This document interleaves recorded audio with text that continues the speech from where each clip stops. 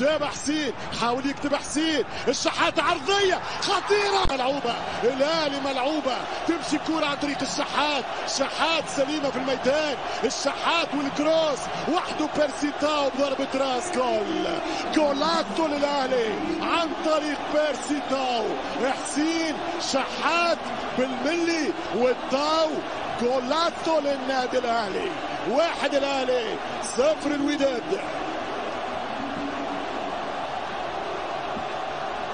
ثاني يتقدم هاني، يمشي هاني، كرة طويلة ممتازة خطيرة، والفرصة والحارس والدفاع والهدف الثاني، 2-0 للأهلي، 2-0 للنادي الأهلي. شوف الكرة من هاني، كرة تتكرر، كرة من الزمن الجميل، يمشي بالكرة الشحات رجل الفينال، يضرب شوبير.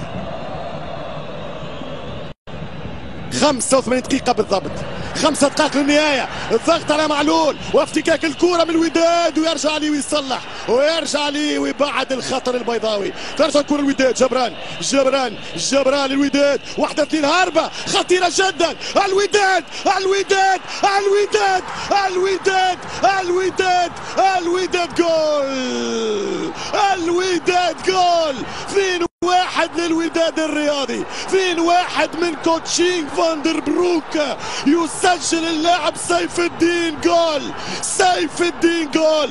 شوف الكرة من جبران للوداد، الكازا في الاتاك، 1 و2 هربة ودخول، عملود على الحدود، يضرب سيف الدين جول، 2 الاهلي 1 الوداد، هدف يسهل لقاء العودة للوداد الرياضي.